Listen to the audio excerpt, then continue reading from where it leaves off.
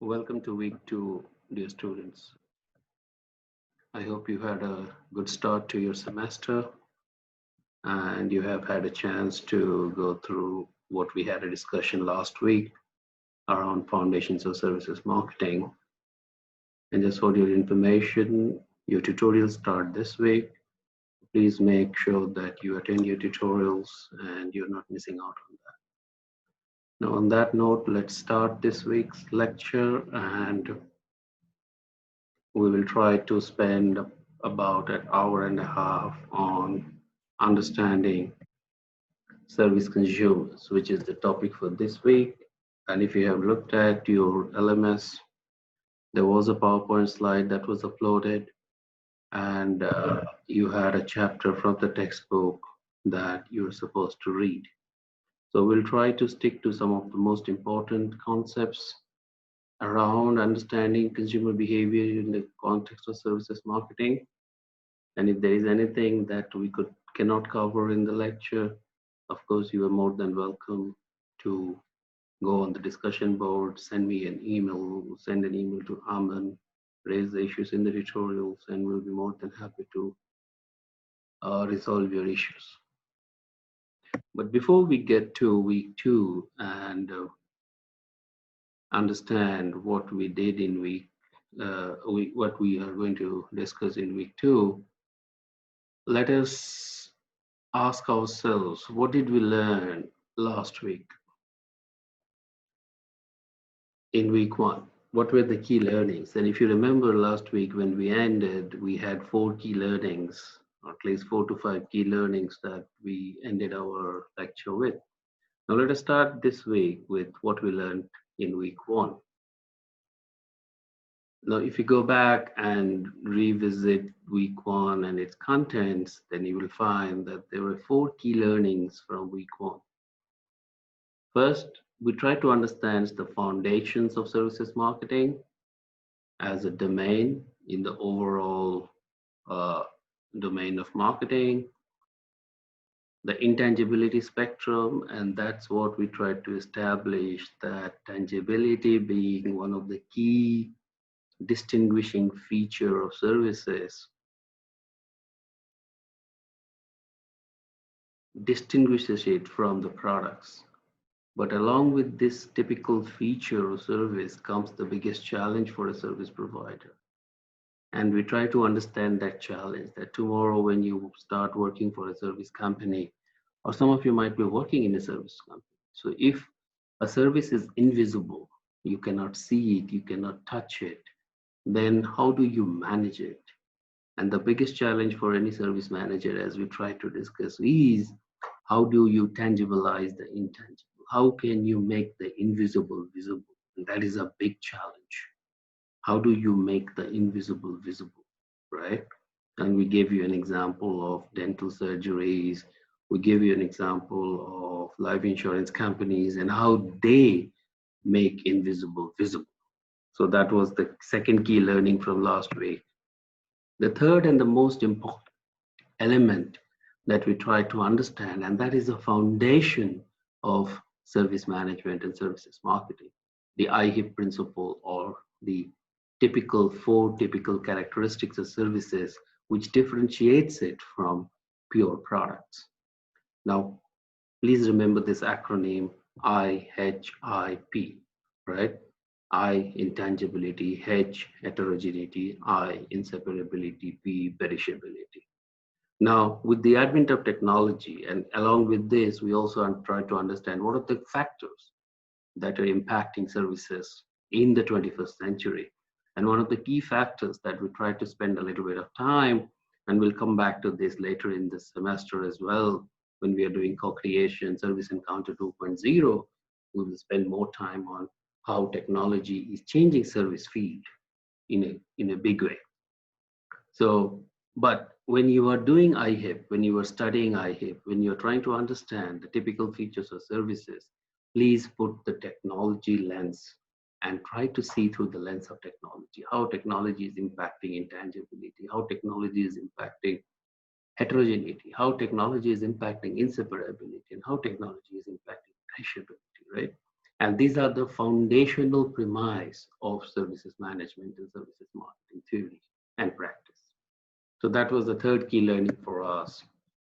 We also spent some time on classification of services, and there were four types of services that we discussed. One was people processing, possession processing, mental stimulus processing, and information processing. This is dependent on people, possession, and tangible, how much tangibility is there in the offering. So I would request you to revisit chapter one and slides to understand these, because in exam what we are going to ask you is the application of this, and every week you are doing some activity. Please treat those activities seriously, because that will give you a flavor of how you apply some of the concepts and theories that we learn in our lectures and in our book chapters, right? So unless you see the application side of it, the learning is incomplete. And that's why we have tried to map every week with some activity in the tutorial, and then Aman takes it in the class. So we close that learning loop. So you learn a concept, you learn a framework in the lecture, in textbooks, in readings, then you apply it in an activity, then you go in a tutorial, and we close that learning loop. I hope this will work well for us. Finally, the critical element, again, along with IHIP in the context of services marketing, is the service marketing mix. Now, marketing mix to level 3 students, year 3 students, is not new. You have read it in your marketing management courses, but just to give you that flavor of marketing mix, that people don't take marketing mix seriously. But if you are a practitioner in the field of marketing, if you are a practitioner in the field of services management, then you need to have a set of tools with you. Unless you have a set of tools, you cannot practice marketing, you cannot deal with marketing issues in the real life, in the real business world. So like that, so you have 4 P's of marketing mix: price, promotion, product, and place. Now what we say that as a result of the IHIP, intangibility, heterogeneity, inseparability, and perishability, as a result of these 4 factors which distinguishes pure products from pure services, we need an enhanced form of the 4 Ps. And there comes the role of people, processes, and physical evidence or physical environment. Why do we need it? And we try to establish it this week one, that services are primarily people centric, people intensive, right? Services are process dependent, and services require an arena of an environment to deliver. It's like a theater, right? So in a theater, you have actors who play on a stage, and then you have people who consume that play, when we enjoy that play. Similarly, say hospitality, hospital, travel and tourism, any service user, for example, higher education service, you're doing an activity this week in your tutorial where you're trying to understand whether a higher education institution is a service. We are trying to understand that in the tutorials. Now, everything, if you see through the lens of a typical theater, so there is some sort of a theatrics involved in service delivery, where we have backstage, you have front stage, and then there is a nice seamless connection between what goes into the backstage of the theater and what goes into the front stage. And a nice integration between backstage and front stage leads to a better experience of the audience. Now, in case of proper theater, it's audience. In case of a service company, it's your customers, it's your employees, right? So you need 3 additional P's over and above the 4 P's, and those are people. You need people to deliver service. Without people, you cannot. Even in this tech-sensitive world, you need people. Robots are yet 30, 40, 50 years away from developing the skill set that real humans can have. So you still need people, you need processes, and you need physical evidence. As we move on, every additional P of the services marketing mix, we will spend substantial amount of time to understand the application part of it, right? So those were the key learnings for us in week 1, which builds the foundation to move into week 2, right? So let's see what we have in store for week two. What are we going to understand in week two? But before we get into week two stuff, let me share with you a video. Where is my video? There is my. All of you know Starbucks. You're going to do a case study on Starbucks, but Starbucks in the rest of the world, in North America, and Starbucks in Australia are two different ball games. So let us see what Starbucks in Australia and why Starbucks failed in Australia. So this is a clip available on YouTube. If you want to, in your free time, I would request you to spend 2 minutes, 52 seconds of your life on this, and you will like it to understand that a successful coffee chain, which is so successful in North America, in Europe, is not that successful in Australia. Why? We are asking that question. And that why leads us nicely into understanding consumer behavior when it comes to services. So let us see what is this.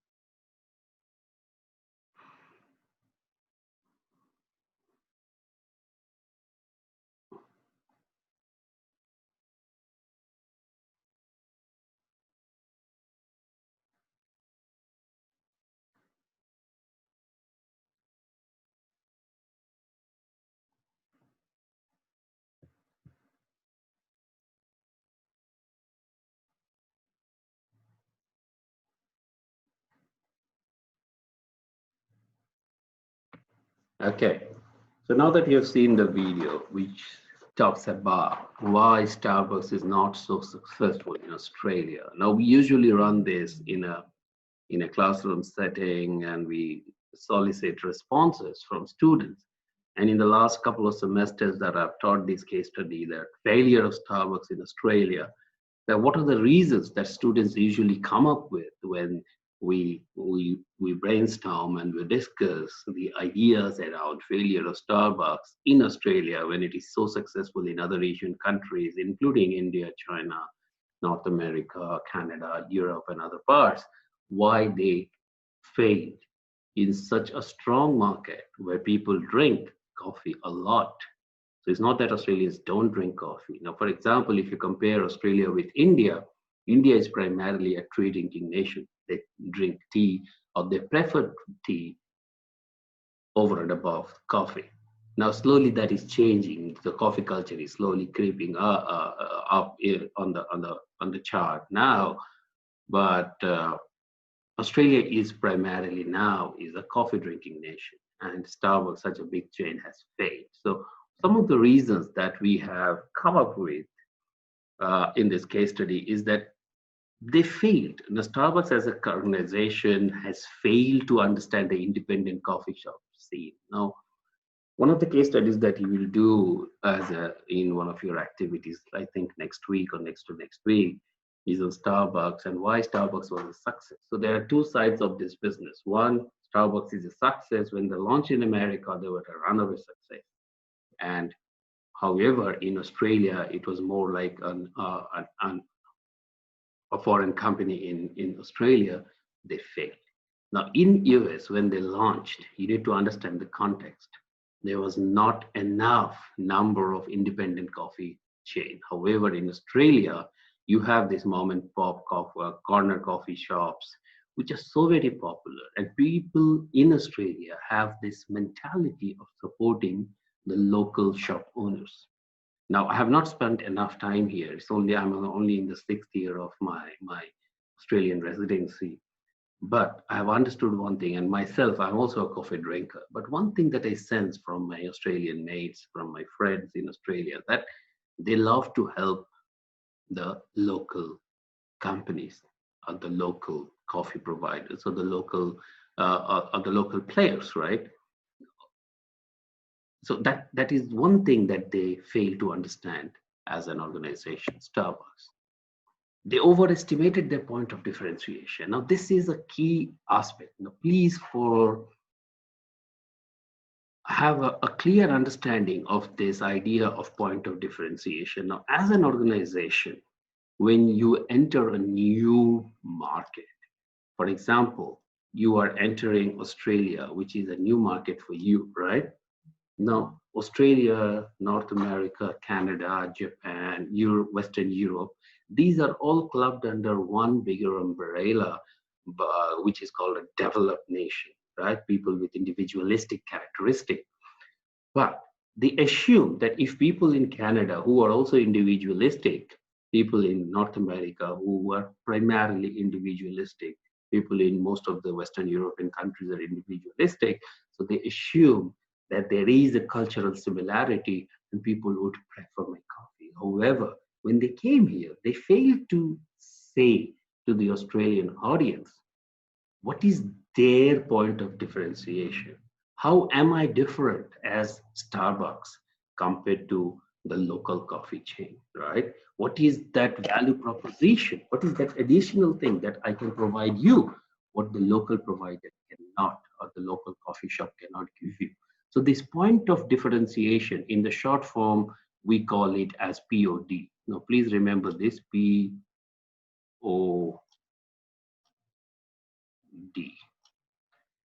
Any organization or any brand, regardless of being a service company or a product company, if you do not have a POD, you don't cut the ice. If you do not have a POD, you don't understand your customers, because unless you say who you are, you don't sell or you don't market your product. And that was a key problem with Starbucks in Australia, right?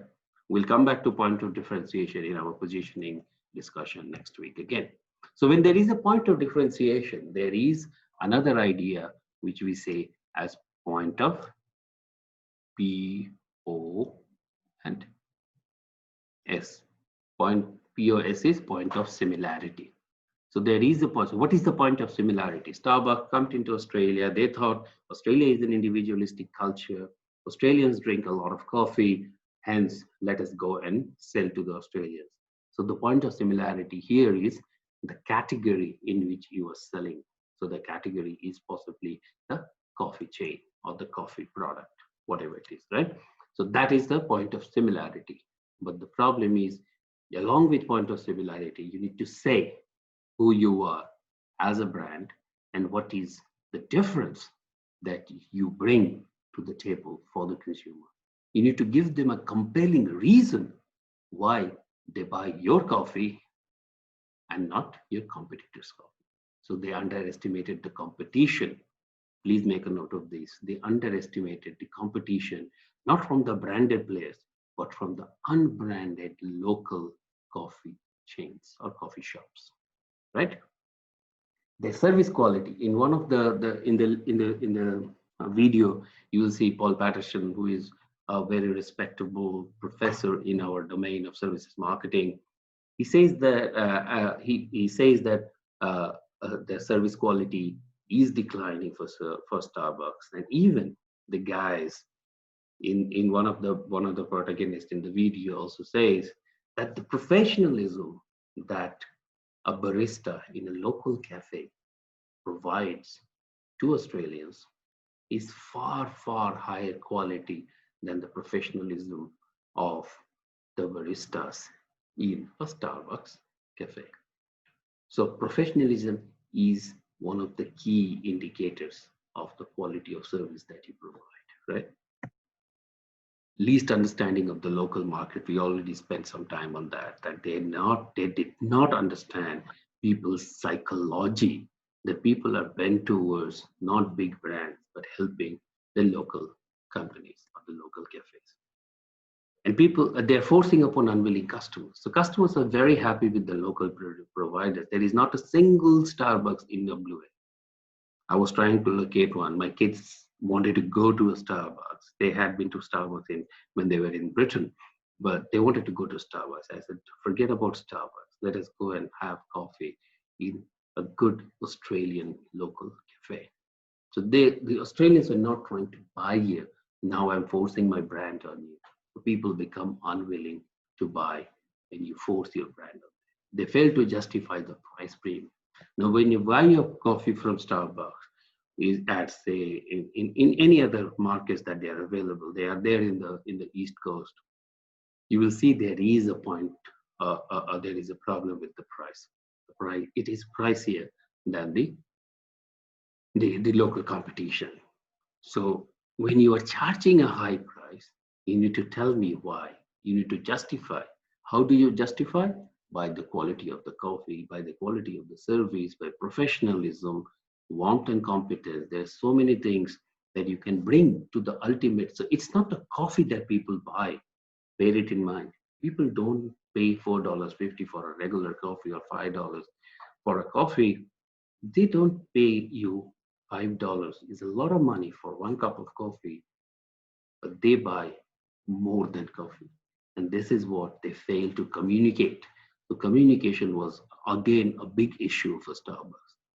Their coffee was expensive, but they did not communicate to their customers why they are charging high than the competition, right?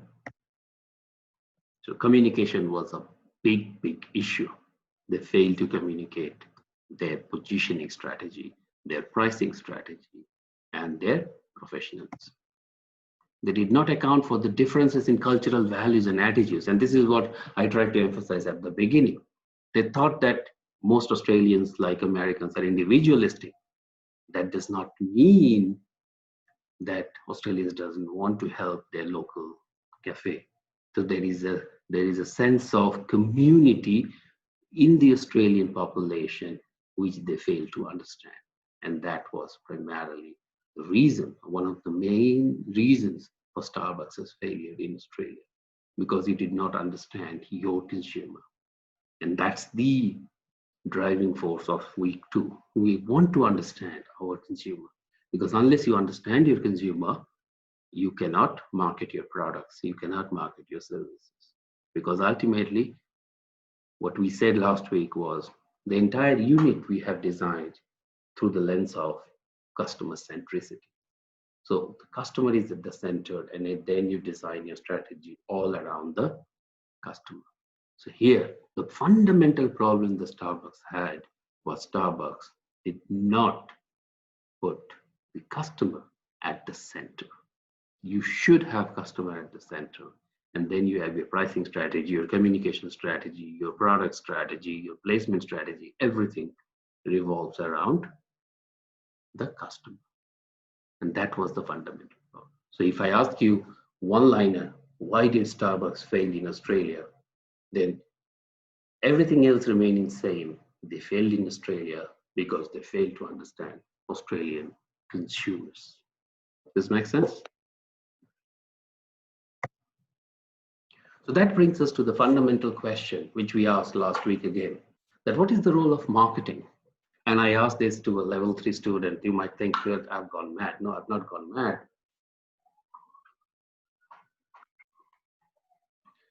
What is the dual role of marketing? Because unless we hold the foundational principles of marketing with us, we cannot apply the principles in the market, right? So what is the two roles of marketing that we discussed last week? There are two roles of marketing that we discussed. One, you make customers, you create customers, right? And we highlighted this last week. Most of the Australian businesses are fantastic at doing this, creating customers. They're specialists. They know how to create customers. However, most companies, in my opinion, in my 6 years of presence in Australia, my own research, my own practice, and my own interactions with practitioners tells me that we are not doing so well when it comes to holding on to our customers, right? And this is very critically important. Now, suppose, and I gave you this example, I think last week, that when I wanted to get a mortgage, I moved from one of the big four banks in Australia to another one. I asked my then banker that I want a mortgage. I'm going to buy a house. And they said, okay, that's fine. These are the criteria. And they said, okay, we can only provide you this much. But my requirement was something more. I said, see, depending on my income, my wife's income, I think we are eligible for this. But they had their own requirements. I'm not questioning that. But they said that we cannot give you a loan beyond, say, X amount, right? But we needed beyond that amount, right? So what do we do? I said, is there nothing that you can do? They said, no, we cannot do anything. And I said, that's fine. I have to close my account here and move. So we closed the account within a span of one day. We moved to another banker who were happy to provide the amount that we were looking for to get our house, right? But I was surprised that my previous banker never made an effort to get in touch with me, right? To talk to me for 2 minutes, to try and understand that why did I leave them, right?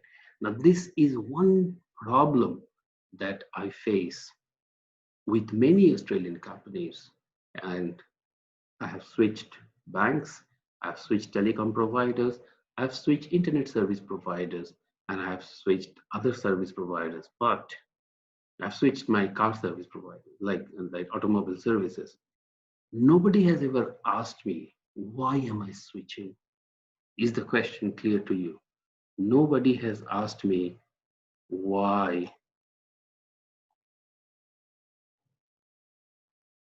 am I?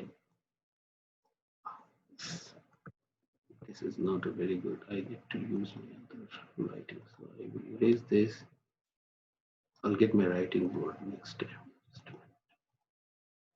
So the point that I'm trying to make here is nobody has asked me a question that why did I quit? Let me go to a whiteboard. There is a whiteboard here where I can write. Yes.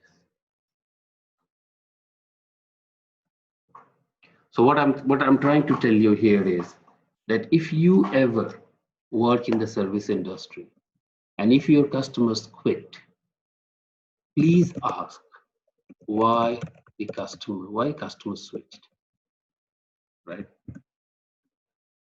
If you don't ask, you will never know that is it your fault? Is there anything that you could have done? to retain, because there is enough research evidence to show that it is much more expensive to create one customer. So what I'm trying to tell you here is it is very expensive. It is very expensive to make customers, or should I say, make new customers, and relatively less costly to keep the existing ones, right? So it is very expensive to make new customers and relatively less costly to keep the existing ones. So what am I hinting here? What I'm hinting here is the importance of customer loyalty, right? What I'm asking you here and what I'm requesting you at the same time, that if you are in industry, if you ever have an opportunity, if you are in that position where you can spend your resources to find out why the customer switched, please do so. Because unless you find out why they switched, you will never know what the reasons, and you can never correct your service delivery. You can never add value to your existing offerings. You can never understand the real value of customer loyalty, right? And there is no company on this planet who does not want a steady stream of loyal customers. All of us, all of the companies on this planet, they want loyal customers because loyalty translates into profitability. Please remember, loyalty translates into profitability. And who does not want profits and profitability upwards, right? Okay, so let's go back.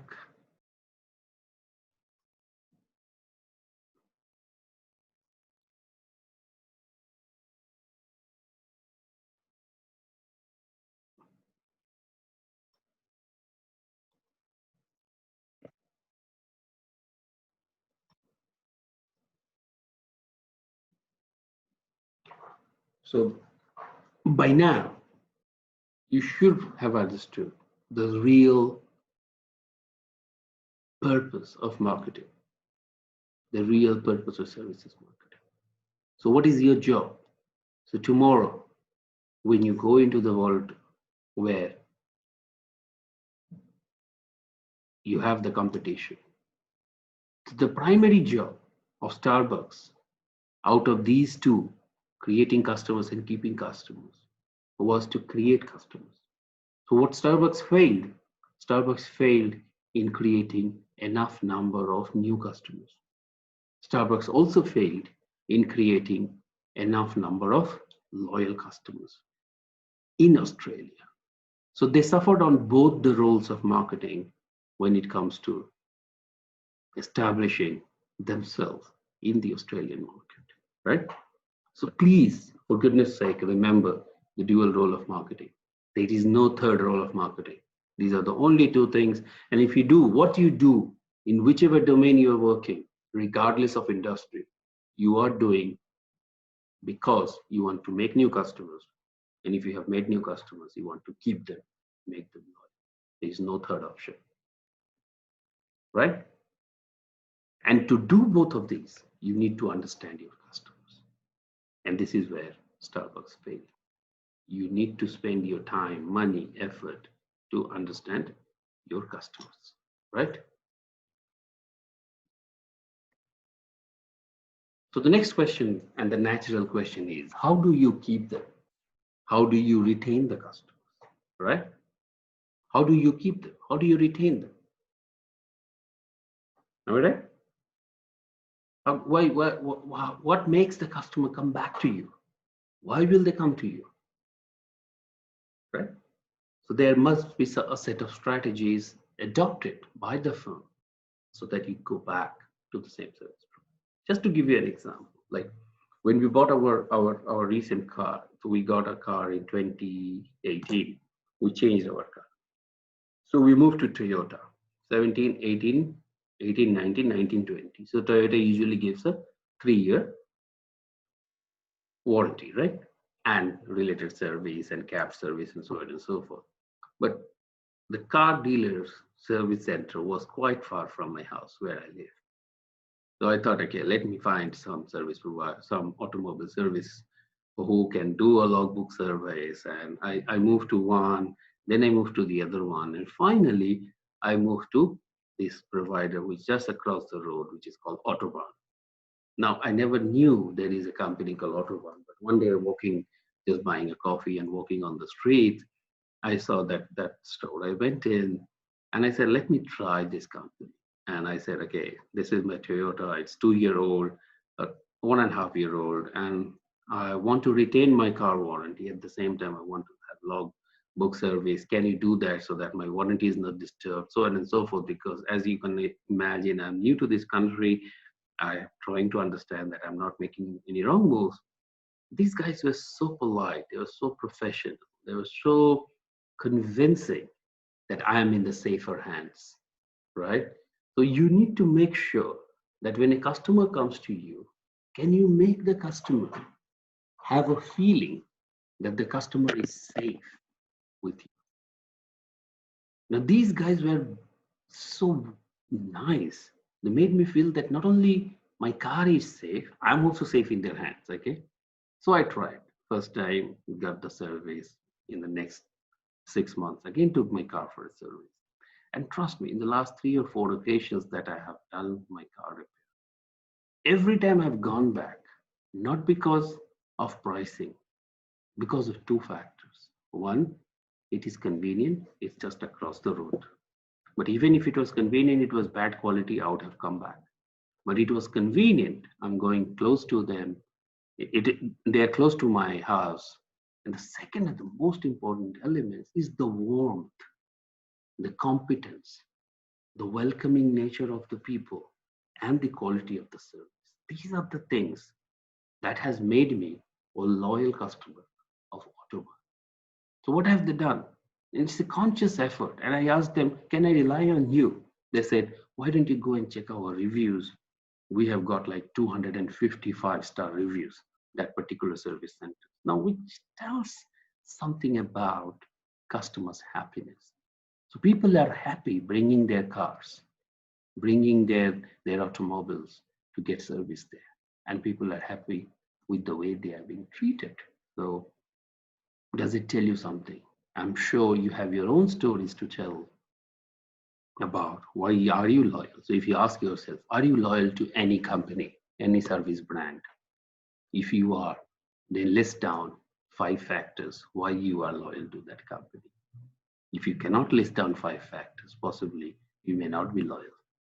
So the same reason I ask, if a customer is leaving you, ask them why they are leaving you. If a customer is sticking to you, ask them why they are sticking to you. Have a table, do's and don'ts. So if they have left you, those are the don'ts. Don't repeat those things so that they stick to you, right? So now you know your pluses and minuses of your service delivery and where do you need to fine tune. So how do you retain customers is a key question for any service provider or any service organization, right? Is it making sense to all of you? I'll just move it so that. Now, the whole idea, as we said, that this entire unit is around customer centricity and customer experience. Now, I'm asking you a question. Can you create an environment where you don't deliver customer experience, you deliver wow customer experience, WOW? Can you make the customer say, wow, that was fantastic. I want to come back to this company. If I want to buy a cup of coffee, I have to come to this local cafe. If I want to take out an automobile service, I have to come to this service provider. If I have to stay in this hotel, I have to come to this hotel only. I'm not going to the competition. Can you create that wow? And if you are able to create a wow moment for a customer, the customer will come back to you second time, third time, fourth time. course, it is dependent on the type of service you are offering. But of course, even if you are selling a cup of coffee, that wow experience people remember. And people also remember the negative experience. So abstain from creating any sort of negativity in the mind of a customer, because people remember negative stuff more than people remember the positive stuff. There is some research which indicates in that space. So I'm raising a question. Can you create a wow customer experience? But how? Can you create a memorable customer experience, right? An experience that people remember. Now, how many of you have visited, say, the Universal Studios in Singapore? How many of you visited, say, what is that thing, Disney theme park? I have not yet visited Disney theme park. That's the next in line. Once COVID and everything goes away, then that's the next in line to visit. But why is Disney Disney, right? How is Universal Studios such a success? Because these are the two classic examples, and there are so many others that as we move on, we will go deeper into some of those. That Disney is Disney because Disney creates not only experiences, but Disney creates memorable experience, an experience to remember, an experience to share. So experiences leads, let me go back to the whiteboard. Where is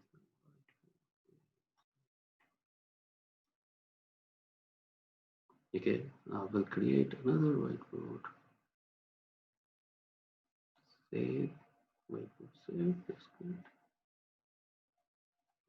Clear, clear rules.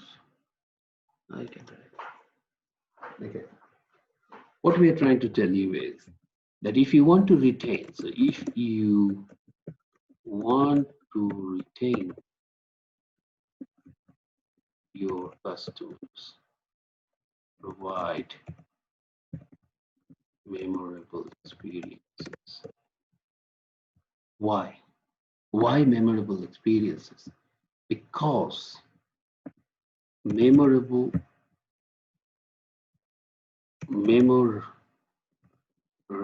experiences leads to stories which you share with others.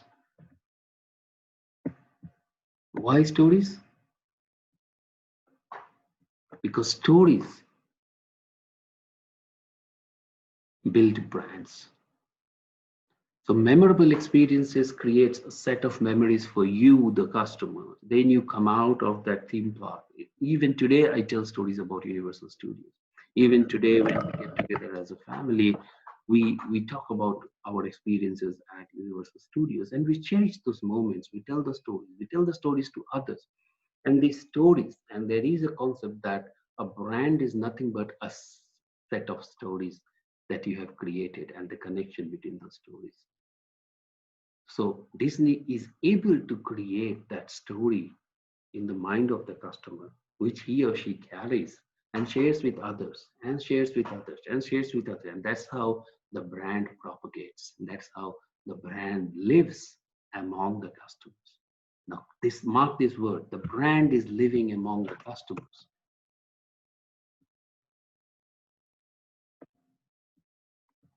So the brand is living among the customers. The brand is living among the customers. Now, can you do something and the brand becomes an object which lives among the customer? Now, if it is a physical brand, for example, if this is a pen, which is a physical pen, now you know how it feels, how it looks, what is the color, and so on and so forth, how it feels when you touch it. But when it's Disney, how do you make that Disney brand live among the customers? And that Disney brand, that Universal Studios, that say, I love another thing, like a place called the Jurong Bird Park in Singapore. I absolutely love that place, you know. And so when you have that feeling, the brand lives in the stories that you are able to create as a result of memorable experience. So what is your agenda? What are you now? What should you do as a service provider, as a service manager? What should you do? You should spend your resources to uplift the level of service that you are providing so that the customers remember you and your service for a longer duration of time. For example, say this is very small but very critical. Now, in Singapore, we visited Singapore, I think, in 2018. No, 2019. We went last year. Okay. So when we went to Singapore, and of course, like everybody, we wanted a cab and we were looking for Uber and we could not find Uber. And then someone says there is no Uber now in Singapore. There is something called Grab or Grab. We got that app, we got that the taxi, and when we entered into the taxi to go to say, I think the Jurong Bird Park, and me, my wife, and the two kids, and I think my mother-in-law was also there. And when we entered, this guy handed out 200 milliliters of water bottles to all five of us. And I thought, I was asking like, I was asking myself, am I supposed to pay for this? But then I was thinking, when he's offering, I don't have to pay for it. Now, being an Indian, I cannot take out of this, right? So I'm always thinking like, am I paying extra? No, I'm not paying any extra. So I asked that guy that, am I paying extra for this? He said, no, it's an offer from me. It's a hot and humid day, and you might need this little bottle of water. And that actually sticks to me even now. Not the taxi ride, not the company, not the app, but that 200 milliliter bottle of water. Why is the question? Because I've availed Uber, I've availed Ola, I've availed DD and whatever taxi, wherever in the world you go, there is some sort of a taxi service. But this is the taxi service provider who has offered me for the first time a 200 milliliter bottle of water. And this is what we are asking, that as Starbucks, what is your USP? Now, this is not too much. Even if that guy had not given me that bottle of water, that's fine. But I don't remember the name of the person. I don't remember the taxi, nothing. What I remember is that what is that extra that that company or that brand did for me? And that company didn't do massive thing. It gave me a little bottle of water and hot and humid day to me and to all my family members from say CBD Singapore to Jurong Bird Park. I remember that. And I tell this story to everyone. It's a free publicity for the company, for the brand. But the company was able to create a story, and the story is propagating, and the brand is living among the customers. And this is what I say, the brand lives among the customers through experiences that the companies create for the customers. Does that make sense to you? We'll make a move. Okay. Another company, I would request you to read this book if you ever get some free time. It's a very easy read by the CEO of this company, Zappos.com. And the guy holding that box is the CEO, Tony Hsieh. And I am in absolute awe of this person. I just love him. He's such a fantastic guy. He's such a fantastic CEO. And he speaks the language of services, always. Now, Zappos is a classic organization, and it's not doing anything new. It's just selling shoes online. That's all. So they are in the business of selling shoes online. But the question is, there are 100 other companies who are selling shoes online in North America. So when you introduce your shoes in the market, when you introduce not shoes but your online retail platform, what is the biggest question you should ask yourself? That how am I different from 100 other players already operating in the market, or 20 players already operating in the market? What is my value proposition? What is my uniqueness? How am I different? Until unless you answer that question, how you are different, the second thing that you have to do is you have to wind up your business, right? So how is Zappos different? What did they do that Zappos became such successful that Amazon acquired Zappos, I think in 2012, if I'm not wrong. 2012 was the year when Zappos was acquired by Amazon. So it's now an Amazon company. Tony Xi still is the leader of that Zappos sub brand under the umbrella of Amazon, right? But what makes Zappos Zappos? How did Zappos overturn all others or outcompeted all other shoe retailers in the North American market, right? What did they do? They created 10 mantras for themselves. And those they call it the Zappos' core values. And look at their number one value. The number one value for Zappos is what sticks to me like I will never forget. Deliver wow through service. The people are, of course, interested in a good pair of shoes, but they're not only buying shoes. If you think that people are only buying shoes, you are in a transactional orientation. People are not buying shoes only. People are engaging themselves into the shoe buying experience. The end result is purchase of the shoe. But people go through a process when they buy shoes online. What is the job of the company? The job of the company is to make that process as frictionless as possible, as easy as possible, as convenient as possible. That's your job, and that's what it's supposed to do. For example, let me take my example. I'm a shoe lover, right? I don't have now space to give. My wife doesn't allow me to buy shoes these days. I have to buy a shoe cabinet, separate shoe cabinet again. But given an opportunity, I will buy shoes, given my own budget, but I'll buy. I never knew that I'm a 10.5 or an 11. Some shoes, 11 will fit me. All my life, till I lived in India, I left India in 2011 or 2011. November, I left India. Till that time, I used to wear a number 10. And I was never happy with my fitting, the shoe, that whichever brand I used. I was always unhappy with my shoes, right? Because in India, I'm not sure about now, I need to check. But at that point in time, nobody sold 10.5, 11.5, 12.5, and things like that. There was no half sizes. It was either 8, 9, 10, 11, 12, 13, like that, right? So when I went to the Britain for the first time, I came to know that there is a 10.5. So some shoes will fit me 10.5, some will fit 11.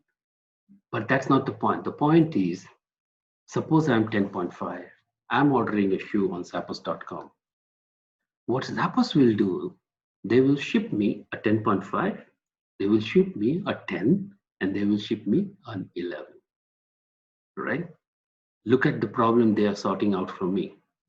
I'm not sure. I have all my life I've tried 10. Now I know I'm 10.5, but some shoe size shapes fits me 11. These guys send me all three pairs. I've ordered only one, but they have shipped three pairs to me. Now the fun element is here.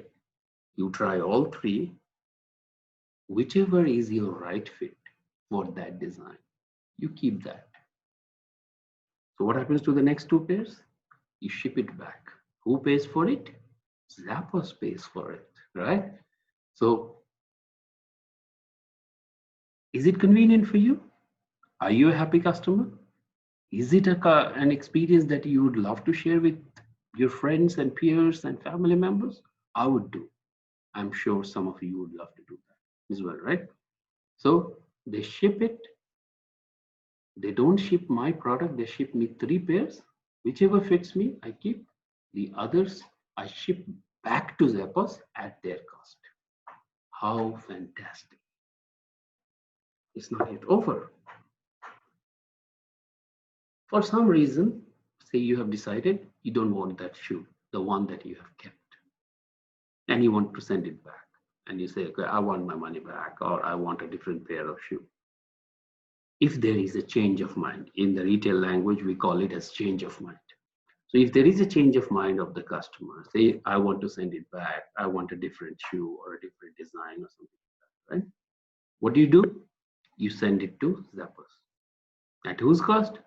At Zappos' cost, right? And the fun element is you have full 365 days for this return. So there is a return guarantee policy at Zappos which says 365 days return guarantee, no questions asked at their cost. Now, this is insane. How many companies you know who have this sort of principles and practices? Very less. Possibly you can count them on fingers. But these are the companies which come up in the ladder, which uplift the customer service. So that I say, wow, Zappos, you are the best, right? And that is all others like embrace and drive change, create fun, be adventurous, all of this we will revisit when we talk about employees and culture in an organization later. But for today's discussion, number one is being driven by all other 9 values. So what is my core principle that I want to deliver as Zappos? I want to deliver an experience which is wow, which is like customers remembers and loves to share. But all other values, 2, 3, 4, 5, 6, 7, 8, 9, 10, they are driven towards number one. So all of the remaining 9 feeds into number one. So Zappos is Zappos because they don't believe in creating experiences. They do not believe in creating only experiences for customers. They believe in making happy customers. Now, if you go back, what did we say? What is the role of the dual role of marketing? The dual role of marketing is create customers and keep customers. What is Zappos doing? Zappos is not creating customers. And please make a note of this. Zappos is creating happy customers. And there is a difference between a customer who is satisfied and a customer who is happy. This wow feeling comes only when you are happy. And that made Zappos what Zappos was till 2012 before being acquired by Amazon for a huge sum of money, right? So now you understand the importance of creating customers, creating happy customers, and keeping customers. Zappos has a strong, loyal base of customers. Who would give you that sort of customers? Not many companies can. This is a classic case. It's no fake story. It's a real life case study of Harvard Business School. A 15 or 20-page case study we just did in 10 minutes. But there are other substances, but at least in 10 minutes, we understood the importance of delivering happiness, which was this book. Because if you deliver happiness, that leads you to profits and passion, right?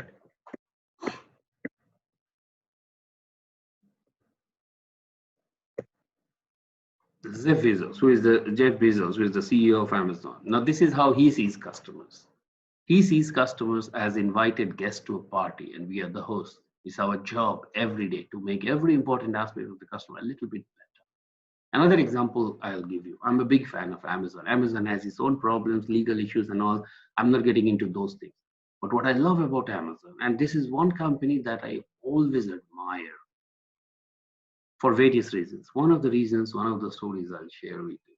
I often use Amazon.in, the Indian website, to send gifts back home. So I have a brother and a sister, and often on their birthdays, on their marriage anniversaries and all, I will send gifts or say a birthday cake or something like that, right? So when I'm doing this, they will give me a window. Say I'm an Amazon Prime customer also, so most of my deliveries are free and fast. So what do? They give me, so I've placed an order for my sister, right? And the gift needs to reach by, say, today is 5th, and 3rd of August was a Hindu festival which we call Rakhi or Raksha Bandhan. So there, the sister ties a band on the right hand of the brother. So my sister is hundreds of miles away, so she cannot do that. But that does not stop us from like sharing our love and affection with each other, right? So how do I share my love? Of course, with a telephone call or a mobile call, and then a gift. When I place an order, they give me that, okay, I will deliver the product by, say, 5th of August. But what I requested, if you can please deliver the product by 3rd, because the importance of that gift is high on 3rd, because 3rd is the festival, which is Raksha Bandhan. And she will not expect that. I'm not told her, but if the product reaches on 3rd, is of high value. If it reaches on 4th, the value diminishes, right? And this is one company which has 9 out of 10 times has kept my request. So I asked them, can you deliver? They did deliver on the midday on 3rd. That is just one occasion. Other occasions, they will give me a window of 5 days, 6 days, but most often they will beat their own promise. So they promise 5 days, but they deliver in 3 days. So this is what he says, doing a little bit better. 5 days delivery promise, deliver in 3 days. Honoring customers' request and making the customer. Can you do that?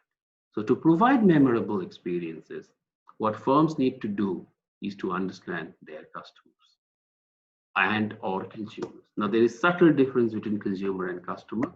We're not getting into this. You can do as at your leisure when you have some free time. That imagine you want to change your mobile service provider. Can you draw the entire purchase process? So for example, I did the same 2 years ago when I moved from Yes Optus to Vodafone. Now, what do you do when you want to switch? Can you make a pictorial representation of your switching process? I'll invite you to make that and post it on our discussion forum and LMS, and we will have a discussion. Or you want to go on a leisure trip. Can you draw your purchase process of the leisure trip? So there are two scenarios I'm giving you. One, you want to change your mobile service provider. Say you want to move from Voda to Telstra or Telstra to Optus or whichever.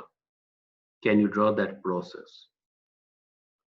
Can you draw the process of a leisure trip and share it on Dropbox, not Dropbox, I'm sorry, on the discussion forum in LMS?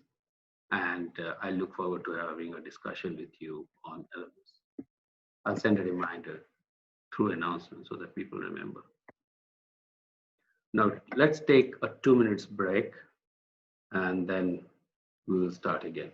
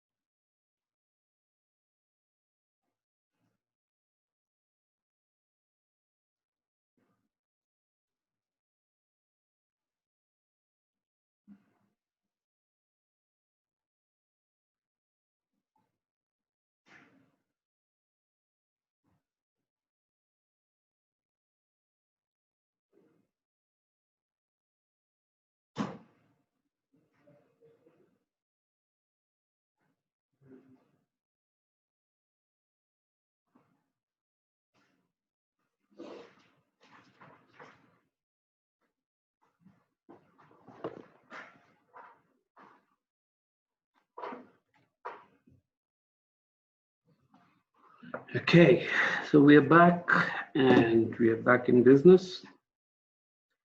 Now, with this backdrop of understanding consumers, now so far we have spent almost 50 minutes to understand the foundations of service, understanding service consumer behavior. And please keep that at the back of your mind for the next part of the session. Now, when we go through a process, so when you do the process design for your leisure trip and for switching service providers, you will go through certain processes and certain steps. And every student who attempts this exercise will draw a different picture. We'll go through and we'll draw a different diagram. The reason being, all of us are different. All of us purchase differently, the same product, the same service. And that's the whole idea of that exercise. If you want to see, knowingly, unknowingly, we go through different stages before we buy something or before we rebuy something. So, and I want you to do this so that you understand and that registers in your mind. So, any customer goes through a journey, a process. So, suppose you want to buy a mobile service, same, or suppose you want to book a hotel, you go through a process, and that process is called the journey. And this journey is the talk of the town in industry now. Every organization is trying to map the customer's journey, that how he buys, what he buys, when he buys, with whom he buys, how much he spends. All of these questions they are trying to map. And where he buys, what is the touch point? Is he buying on a mobile phone? Is he buying on a website? Is he buying on a physical store? All of these questions are relevant. So, in a nutshell, what companies are trying to figure it out is that what is the journey that the customer goes through, what, how, when, and with whom you are buying, and at which touch point you are buying. All of these are relevant for the company so that I can offer you the service, right? So, what do you go through? This is taken from McKinsey Quarterly uh, paper some about few years ago. They did one. So, this is a typical funnel of purchase. You would have done this in Consumer Behavior 101. If any of you are my student 3 years ago, you might have seen this 2 years ago. But even if you have not, in others also you have seen. So we know a set. So we move from awareness set to say familiarity set to consideration set and to purchase, and finally you are a loyal customer, right? So you stick out. So this red one is your choice. So all of us go through this sort of a funnel. But the problem with this funneling is, say you want to book a hotel, you go to hotel comparison websites, or say hotels.com, or say agoda.com, or whichever, and then you have depending on your budget, you have a list of 10, 20 hotels. So you are now aware of this, then you are familiar, then you consider one or two, and finally you purchase. That's a linear process. But the problem is this linearity. Do we actually go through this linear process? But traditionally, we must at least be aware of this purchase process.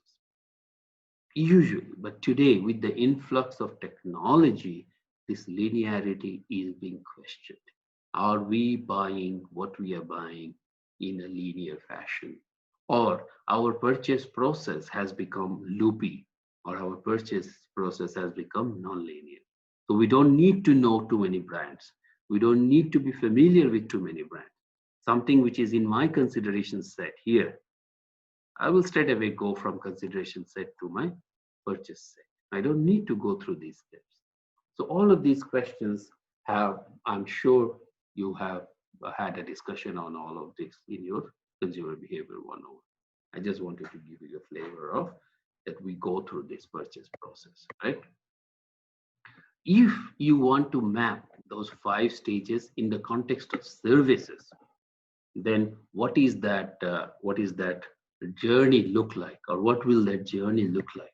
Any typical service process or service purchase process goes through 3 stages: pre-encounter, sometimes we call pre-purchase or pre-encounter, right? Service encounter stage and post-purchase. So for example, if you are booking a hotel, so when we went to Singapore, and anybody who say we are going on some trip in regional WA in December, and if you are going, what do you want? You want the accommodation sorted. So even before you have landed at the hotel, you have gone onto a website, identified which hotel you want to stay, and then we finally decided this particular hotel in Singapore you want to stay. That's called pre-purchase stage. You have done all your searches, all your consideration set, familiarity set, all of that you have done. Finally, you have booked it. You have essentially gone through all of these stages, and that all comprises of this one, pre-purchase. So all of this has gone into pre-purchase. Then in the service context, what happens is you show up at the hotel. That's encounter, where the real encounter starts, right? So you have bought the hotel service. Now so your day of journey has come. You have taken the flight. You have come to the hotel. And now the real encounter starts with the real human at the hotel and you, the real customer. That's called the service encounter stage. You have spent 7 days, 10 days in Singapore. You left, and then the post-purchase starts, right? So you have spent 8 days. How was your stay? Were you treated well? Were you happy with the food? Were you happy with the customer service? So on and so forth. And then the hotel sends you an email. Would you like to review our services, and so on and so forth, right? So that's post-purchase stage. The post-purchase stage usually has 2 or 3 components to it. One, when you are back, are you happy with it? If you're happy with it, if you have time for it, you go and post some positive feedback about the hotel. If you are unhappy, you either do 2 things. You like to keep quiet, you don't post any feedback, or if you are unhappy, so unhappy that you want to write a negative feedback, right? It comes from the attribution theory in that whom do I attribute this failure? But we'll come to that later in the semester. So usually the post-purchase stage is this. So in the post-purchase stage, there are 3 things that happen. If you're happy, you write up a good feedback, or you talk about your experience to your friends and family. If you're unhappy, you write negative feedback, right? And if you're super happy, what do? Next time when you go to Singapore, you stay there. So the loop continues. So you come from here, and then there is a pre-purchase stage. So it's not a one-way traffic. It's like a loop, right? So the pre-purchase is connected to post-purchase and post-purchase. So it's a cyclical process. It's not a linear process. Please remember, if you assume that your service purchase journey is linear, you fall into that problematic space, right? Because it's not linear. It doesn't end. It's a journey, and that's why it's called a journey. Not that someone has bought your service, you have provided the service, he has gone away from your hotel. That means the service has not ended. It's a journey. Who knows what the customer is doing? So your job as a service provider is to make that customer happy, if not super happy, by providing optimal services, right? So these stages I would leave for you to go through. And as I said, the pre-purchase stage, comprises of all those linear processes where you need awareness, you need a hotel, you search for information, you look for other alternatives, then you decide based on your budget, and then you finally pay for those. So that is taken care of. So you go through these and let me know if you have any questions. I'll spend a little bit of time on evaluation of alternatives, right? Multi-attribute model, service attributes, and perceived risk. Now, for example, say most of you, once you had your ATAR scores in year 12, you were looking for universities, right? And you want to choose a university, a degree which suits you or your career aspirations. And if you are someone from WA, then you are, and if you have an ATAR and you want to get into engineering or law or business or medical science or whatever, then what are the options you have? You have 3 or 4 options. You have Murdoch, you have ECU, you have UWA, you have 13. So these are the primarily four universities that you have here.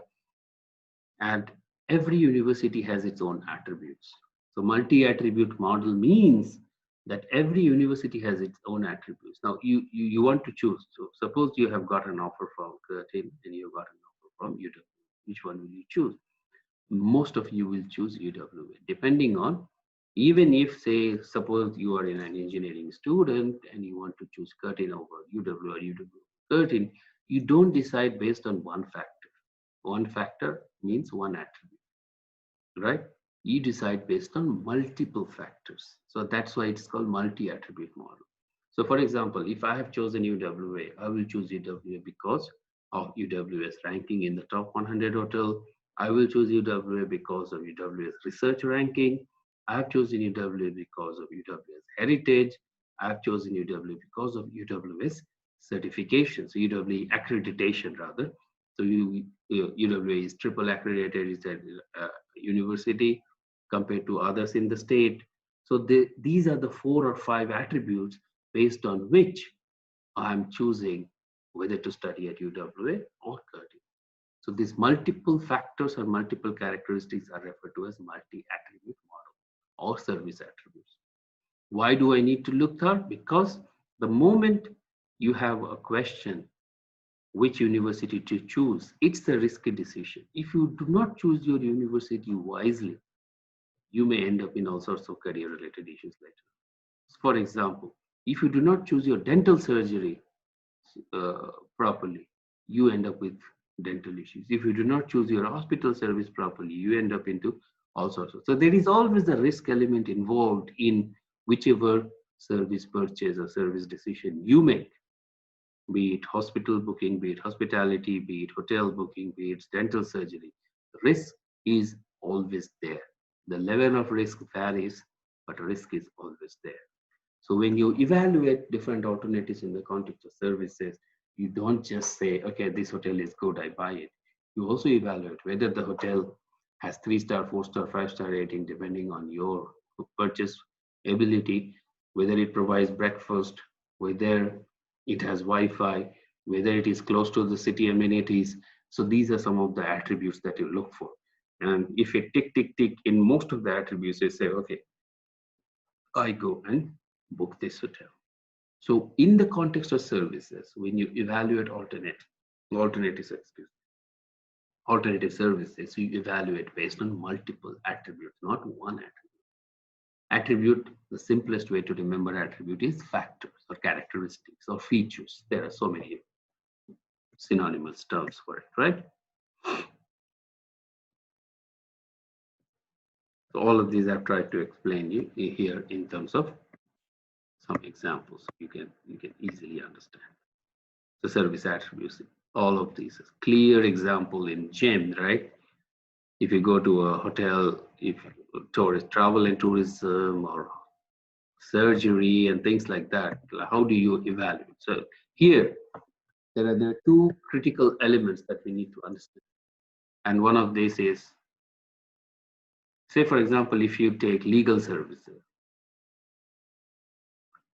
as a layman, are you in a position to judge the quality of all legal service?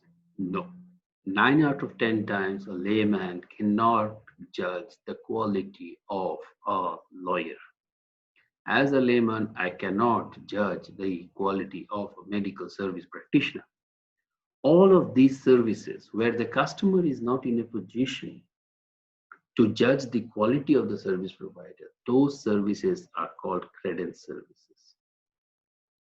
Where you can actually judge to a certain extent the quality of the services, those are called experience services.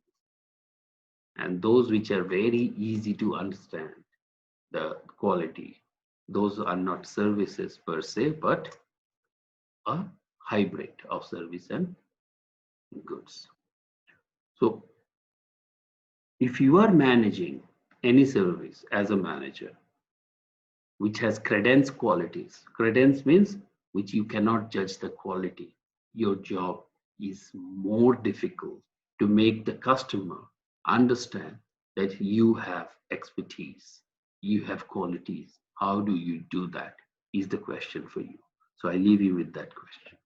That if you are managing an experience service, if you are managing a credence service, then how do you make your customers understand that you are the best hairdresser in the town? You are the best lawnmower in the town.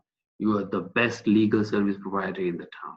How do you make the customers believe? How do you make the customers see the invisible? These are all invisible, the quality you cannot judge. How do you make the customers believe in the quality of service that you are providing? That is your job. You need to figure out using some of the tools and techniques that we have learned so far and what we learn later on. But the biggest question that you ask that, can you make the invisible visible, and how? I'll leave you with that. So ask yourself, how did you choose your university? Which one spent some time? Which attributes did you consider while choosing UWA? So all of you are enrolled here.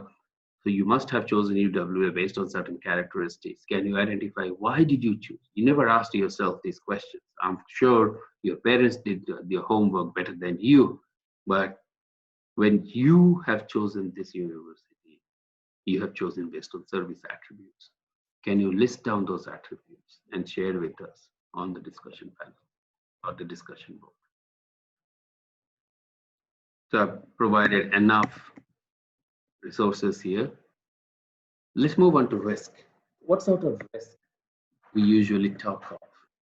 There are different classifications of risk, but one of the critical elements that we are concerned in the context of services is the risk that services carries. I am primarily concerned about the psychological risk, the sensory risk, the social risk, and the functional risk. Now, for example, when we booked our hotel to live to spend 10 days in Singapore, somehow the hotel I liked from the description, from the feedback, everything was good online in the hotel comparison website. But when we landed in Singapore, when we went there, and we said, okay, where is the lift? Can you show me the lift? And they said, there is no lift. I said, okay, you don't have a lift, that's fine. So where is our room? Our room is on the second floor. So what happens to the luggage? We said, you have to carry your own luggage. It's not a do it yourself kind of a hotel. There are some hotel chains where you do everything yourself, you pay less price. It's not a do it yourself type of a hotel. That's okay. Can you please ask one of your people to help us move our luggage? They said, no, sir, you have to do your chores. So at this time of the day, we cannot help. What sort of risk I encountered, what sort of problem I encountered, or we encountered something called functional. So I promised you something in return of the payment, but I'm not delivered. I'm so terribly disheartened, right? That we decided we are leaving right now, but you have to book another hotel. And booking hotel on the same day in Singapore is very, very expensive. Some of you might know that, right? So there is a functional risk, there is a psychological risk. We have come to spend a holiday. And on the first day, there is a functional element, there is a psychological cost. The kids are unhappy. They say, how we are going to live in this hotel when they don't have this sort of a facility and things like that. And they say, do you have a good kitchen? They say, okay, we have a good kitchen, but only good food is available from tomorrow. Okay. So functional, psychological, both. What we did, we spent few hours there. Immediately we booked another hotel. We paid the premium. We tried to get our refund. We got the refund. So there was a financial risk. We had to pay for one night, but that's fine. There was a monetary loss for no service, but we switched. We moved to a different hotel. We paid a premium. We lived in the CBD, but from next day onwards, we had a beautiful, beautiful 7, 8 days in Singapore. So every time you make a purchase in the service category, there is a risk. The primary risks are functional and psychological, but there are other types of risks like social and others. But these are the primary risks that we run: financial, functional, and psychological. But how do consumers reduce risk? Most often, they seek advice. They ask people. These days, in the digital world, they go online and they try to see what others have to say about that service provider, right? We look for independent reviews and ratings. Now in Australia, there is a website called www.productreview.com.au. Now that I've heard from my friends that that's one of the websites where you get very good independent reviews of products and services. And I've used that and it has not failed me yet. So you rely on a firm's reputation. Now, when you choose UWA, why do you choose UWA? UWA is the only university in WA which is more than 100 years. UWA is the only university in WA which has triple accreditation. UWA is the only university in WA which has the research reputation worldwide. UWA is the only university in WA which is in top 100. So these indicate one and only one element, and that is reputation. Is a university of repute, and you want to come to such a university, right? You seek out guarantees and warranties. Think of Zappos. How is Zappos reducing your risk? Zappos is reducing your risk by providing you a 365 days return guarantee, by giving you 3 pairs to try, and whichever fits, you keep another. So you are providing guarantees, warranties, and things like that, so that customers have a sense of security in their buying your products. So the bottom line is, can you provide a sense of security to your customers, right? You visit the venue, look for quality cues, ask for trial, and so on and so forth. So ask knowledgeable employees about competing services. So these are some of the risk reducing strategies that customers adopt. But how, as a company, you can risk reduce? I've given you example of Zappos, and there are other companies who do this. As we move on, we'll give you more examples in times to come. How can companies assist in risk reduction, right? Encourage customers to preview services, website, videos, and brochures. The other day, I was trying to buy a Wi-Fi extender. Yes, just yesterday, Wi-Fi extender. And I was just doing a search and I found a nice one at Officeworks. And Officeworks has a beautiful thing. They provide short video clips of 30 seconds, 25 seconds, where they show the product features and how to actually use that product. So I find that a very nice way that Officeworks has adopted to reduce your risk of buying that particular Wi-Fi extender, right? Encourage customers to visit premises. That has been one of the the the, the primary strategies that companies has adopted in the past. They offer free trials for services high in experience attributes. Like, so for example, which are those experience attributes? So if we go back to our attributes, where yeah, there it is.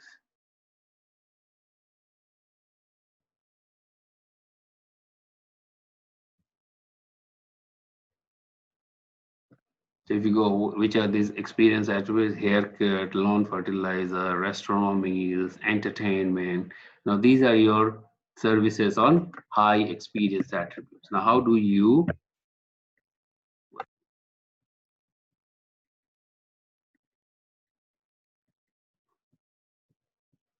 so in the context of services with high experience attributes, you offer free trial. Suppose say, and this is, there is a salon in Cannington, which I often go and get my hair cut done. And this guy actually had an offer, like if you take 7 haircuts, they give you 1 haircut free, right? Or if you take one, or if you take 2 haircuts, the third one is free. So if me and my son takes haircut, well, my daughter gets a free one. So that sort of free trials actually invites people into the store and kind of gives up, builds a promise. So at the end of the day, please have this idea. It's all about, if I promise something to the customer, I must live up to the expectation of the customer. I must deliver the promise. If I have promised a good haircut, I must deliver a good hair. If I have promised a good cup of coffee, I must give you a good cup of coffee. That's the whole idea. Display credentials. Now, any dental surgery you go, they display their certificates on there, the dentist certificate. Why? Because I want to tell you that, I'm a reliable service provider. So then we'll talk about evidence management later in the semester. Give customers as much information as possible. Offer guarantees. These days, not everybody offers guarantees, but warranties are the thing in most of the services. Please ask your customers why they are dissatisfied. I think I've mentioned this point about an hour ago, that if I've left a service provider, if I've left a bank, it's the bank's responsibility, and it's in the best interest of the bank that the bank must ask me, why am I leaving?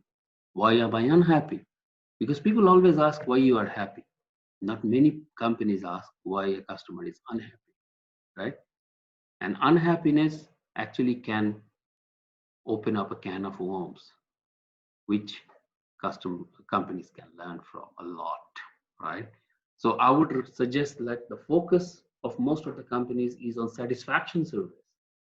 Now, my prescription is the focus should be on the dissatisfaction survey, not on the satisfaction. The satisfaction only tells you what you are good at, but not all companies are good at everything. So I want to find out what you are not good at. What makes you unhappy? Can I find that out? Can I run a dissatisfaction survey? Most companies run a satisfaction survey, now which has its own limitations. But dissatisfaction survey actually can provide clues to convert some unhappy customers towards being happy customers. And that's the reason. So this is a food for thought to you when you enter. The service expectations, most of the customers, when they come to you, they come with a set of expectations. So if you make their expectations or if you meet their expectations, they are happy. If you don't meet their expectations, they are unhappy. And if you supersede their expectations, they're super happy, right? So that's the whole idea of this zone of tolerance. So when you enter when you go to a, what should I say, when you go to a dental surgery, if you have a toothache, if you want to get some fillings done, right? So the adequate service is you go to the service provider, you take the service, and whatever was needed, it's done. Then there is a desired service, that if you go to the service provider, you get the service what is needed, you get the filling or you get whatever, plucking of tooth and whatever is needed, cleaning of teeth, you get the service. But the desired service is that additional, what extra care the dental surgery has put in to make me comfortable.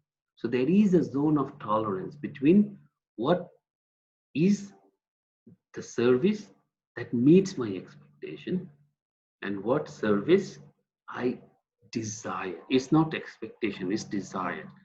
So I don't only need, so most of the people are fearful when they go to a dental surgery.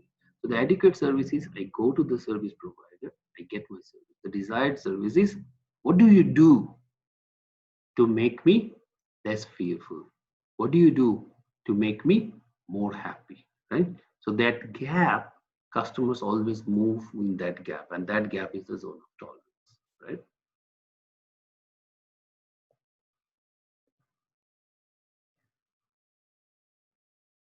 Purchase decision is again related to your expectations and what you have done in the alternative. So this is like you have compared all the alternatives and you have decided to come to UW. You have compared all the alternatives and you have made a decision to purchase a thing. Moments of truth is the other term for service encounter. It could be a bank, it could be anything. But I've already given you the theater metaphor. Backstage front race, roles, actors, scripts, all of these we have discussed in about an hour ago. But just to refresh you, that any service delivery, for example, let us take hotel service, right? You want to spend 2 nights in a hotel, that hotel, that moment of truth or that encounter where the service personnel and you interact, that's the moment of truth. And this entire service facility, the hotel, is like a theater, right? And there is a backstage and there is a front stage. The front stage is where you meet the people, you avail the service in a bed in a hotel room. Who are the actors? The actors are the customers, the employees, and the company. These are the primary actors. And there is a script, there is a sequence. For example, when you have slept overnight, you say you want to go out in the city and you want to tour Singapore, you leave your room and you leave kind of a tag, please make my room. These guys, they have a script which is called service script. So there is a time allocated. Whenever they see these, they make your bed, they clean the room, and they make everything perfect. They work as per set guidelines, set rules by the hotel, and those set of rules are called scripts. So it's just like a script in a theater. All the actors act based on the script. There is a storyline. Same thing in the hotel. There is a storyline. All the actors are doing their acting, right? Customers are acting, employees are acting, company is acting, but all of them are acting as per a script. And there is a nice interaction between the backstage and the front stage, right? So we'll come back to this again in service blueprinting. See, for example, there is a nice example here, hotel. Service facilities, lobby, room, pool, gym. Personnel, front, cleaner, roles, customer service personnel, and script room service. Everything is scripted and they take. So they make the bed, they take. They refill the fridge, they take. They clean the toilet, they take. So there is a script that they follow and they keep ticking the boxes. Right? Finally, the post-purchase stage.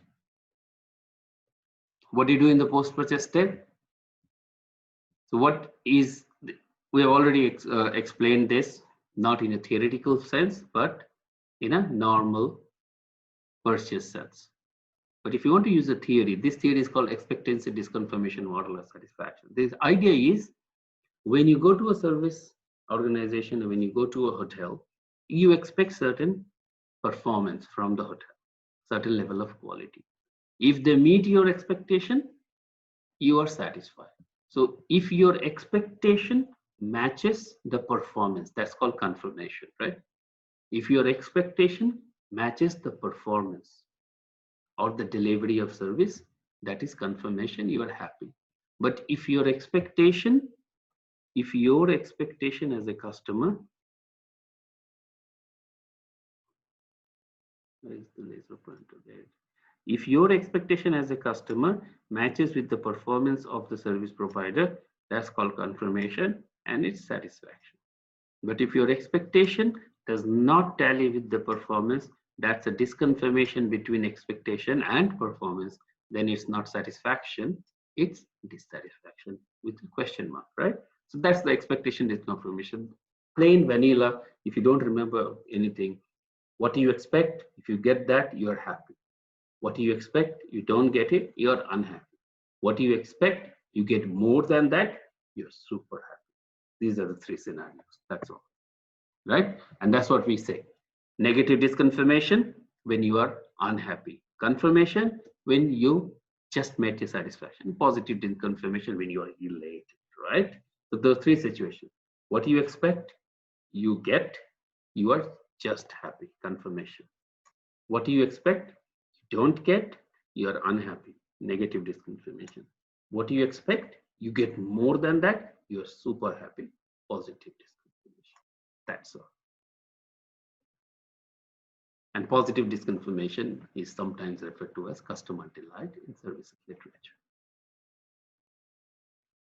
Right? So in the context of services, so far, please remember there are three primary stages: pre-purchase, post-purchase, and service encounter. They are not linearly related. They are in a non-linear fashion, in a loopy kind of a structure. Please remember that. Right?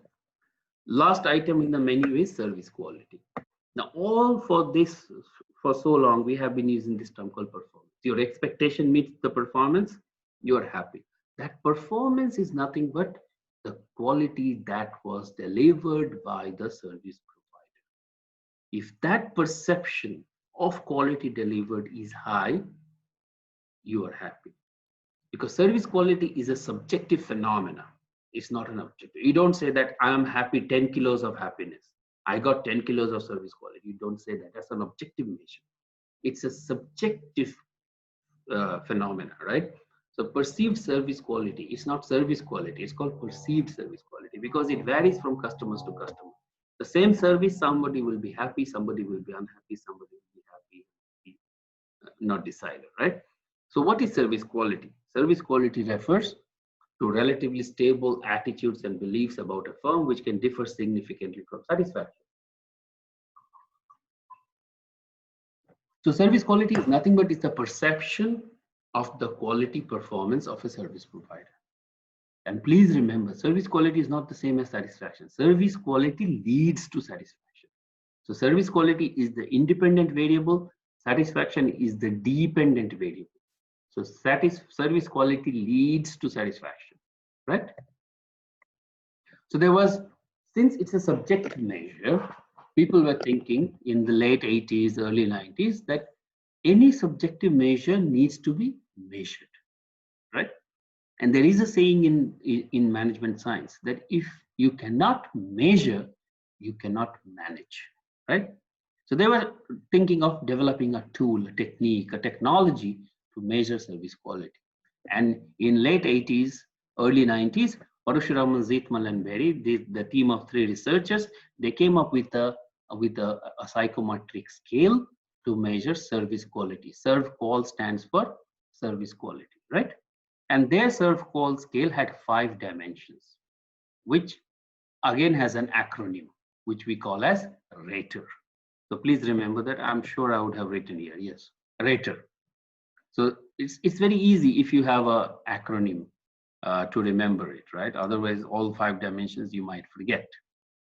So reliability, every service must be reliable. So if I have promised 5 days delivery, I must deliver the product in 5 days, that reliability. Assurance. If I have promised you, say a Casio, so sometimes ago I bought a Casio watch from Amazon. So the assurance is it's a original Casio watch. Comes in the beautifully packaged, safe package. That's the assurance of quality, right? There are so many fake Casios in the market, but Amazon has made sure that it is delivering me the right Casio brand assurance, right? Tangibles. What is tangible here? If it is an Amazon website, that website itself brings some sort of tangibility to this intangible online retailing world of Amazon. Empathy is, suppose something goes wrong. There was an instance when I ordered a product for my brother, and later I realized that I should have bought something else. And in the meantime, they have actually shipped the product. So there was no way to call them, so I emailed them. And I said, this is the issue. I would have ideally liked to order this product. By mistake, I ordered that one. They say the product has been dispatched. So once the product is dispatched, it's very hard to cancel the order at most of the retail stores. Right? But this is Amazon. This is different. They say that let us do the tracking and let us first identify where the product is. And it's relatively easier for these companies who are in the online world to find out where in the value chain the product is. So they identified where the product was, they recalled the product, and they entertained my new order. And I had nothing, I had to bear no additional expense of canceling and stuff like that. So to me, that's the empathy that the company shown to me. And finally, is the responsiveness. Whenever I have contacted them, within the 24 hours, I've already always gotten a response from the company. That's the responsiveness. It's the two-way, although there was no way to call Amazon, but they were so efficient in their customer service, online customer service, that I never felt like that the company is not interacting with me, not responding to me, right? So what Parasuraman, Zitmal, and Berry says through Serve Call Scale is that if you want to make your customers happy, make your service have these 5 characteristics. Make your service reliable, make your service assured of quality, make your service have a tangible offering, like make the invisible visible, show empathy to the customers. We are human beings, and human beings have unique characteristic that we know empathy. We understand, we feel this empathy. As a company, can you show that you care for the customer? That's empathy. And finally, responsiveness. If I want, if I am in need of help as a customer, is the company there to help me, to respond to me, to communicate with me? So all of these 5 features, if you are able to imbibe in your service, most often 9 out of 10 times, you will confirm with the expectation of the customer. So what do we say? When you confirm with the expectation of the customer, the outcome is customer satisfaction. And how can you make sure? That is the tool. So we learned 2 tools last week. This week we learn one more tool, and that is Rater. Reliability, assurance, tangibles, empathy, and responsiveness. You can measure it using psychometric scales. If you don't know what is psychometric scales, the scales where we can ask questions and ask the customers to rate on a scale, like a type scale of 1 to 5, 1 to 7, right? So we can do some sort of a scoring and identify. That's a statistical thing. I'm not getting into that. But these are the original items here, which these researchers used. I think there must be 20 items or 25 items here. How many we have? 4, 4, 8, 4, 12, 4, 16, 5, 21. So around 20, 21 items are there. And all people all over the world have used ServQual to measure the level of quality that they are delivering to their end customers or end users, right? You can do that in your domain whenever you're working by using this or a different version of ServQual. There are other versions of ServQual available in the market, right? These are all defined. Whatever I've explained to you on these 5 dimensions are properly defined in this table. I'm not going to read it. It's for you. There is a global firm called FedEx. You know, it's a courier company, and they have actually taken service quality to their heart. And just now I give you an example that if you want to measure the quality of a service, use ServQual. Use the scales. Use the 1 to 5 or 1 to 7 type of a scale, and you can actually understand how your customers are feeling. And FedEx has actually taken to this to heart and implemented it in their company to measure quality. So just to give you that, yes, it's a real life tool which you can use in a real life business scenario, right? And they call it as the hierarchy of horrors. You know, just now I was mentioning to you, Most companies do satisfaction surveys. What I'm suggesting is conduct dissatisfaction surveys. Because if you can identify the hierarchy of horrors, and this is what FedEx says, that if you can identify the hierarchy of horrors, what are those factors that makes a customers unhappy in the courier business?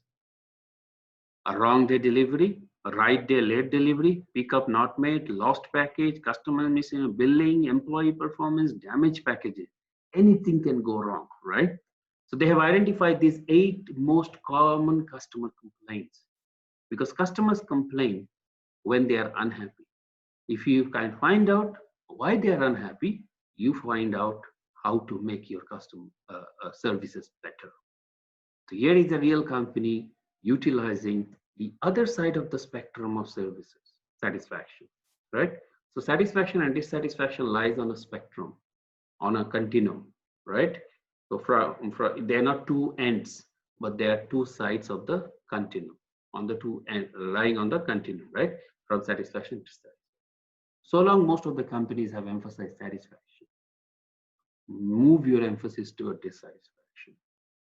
Bring empathy, understand why they are unhappy so that you can make them happy, right? So before I say see you next week, what are the 3 key things that we have learned, or 4 key things we have learned today, right? Let me go back to my whiteboard.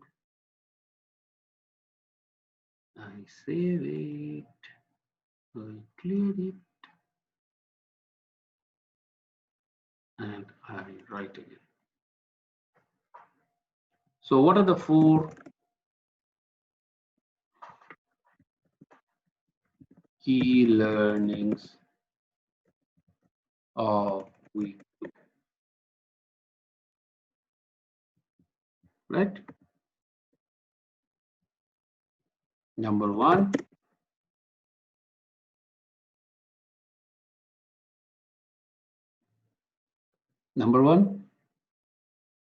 okay. Number 1 is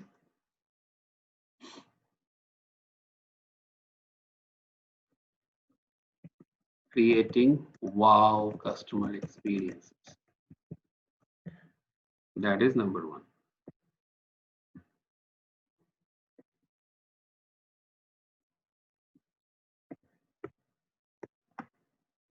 Number 2, dual roles of marketing. Create and keep customers.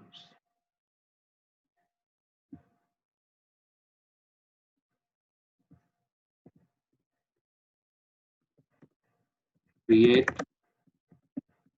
happy customers. 4, different stages of customer service purchase process. So there are 3 stages: pre-purchase, service encounter, post-purchase. Number 5, expectation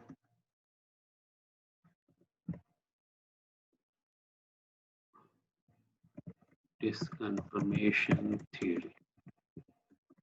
Number 6, zone of tolerance. And most importantly, 7, self-call. What did we learn? R, A, T, E, R. Great.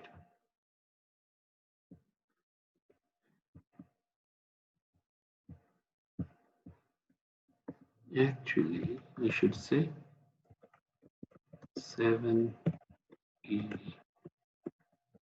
units of week 2. It's not 4. And I covered this.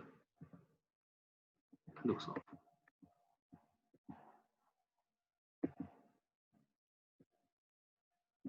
Let delete this. Delete. Yes. So 7 key learnings of week 2. Creating wow customer experiences, dual roles of marketing, creating and keeping customers. It's not about creating customers, it's about creating happy customers so that they become loyal customers. Different stages of service purchase processes, expectation disconfirmation theory, the zone of tolerance, and most importantly, how to measure quality of the service by using ServQual, that is rater. R, responsiveness, starts with reliability, assurance, tangibles, empathy, responsiveness. And companies have used this, they are still using this. But please remember, one prescription, move your cursor from the satisfaction side of spectrum to the dissatisfaction side of spectrum. Because dissatisfaction will tell you a lot of stories about customers, right? So with that, I'll see you next week. Thank you very much. I look forward to any email, any communication from your side. And do not forget your activity 2.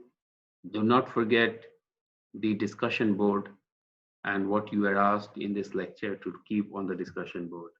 I will have a look at that and I look forward to interacting with you on the discussion board, right? What do I do now? I say new share and I say week 2 and I say see you next week. Thank you very much and I'll be with you next week again. Stay safe and stay happy. Thank you very much.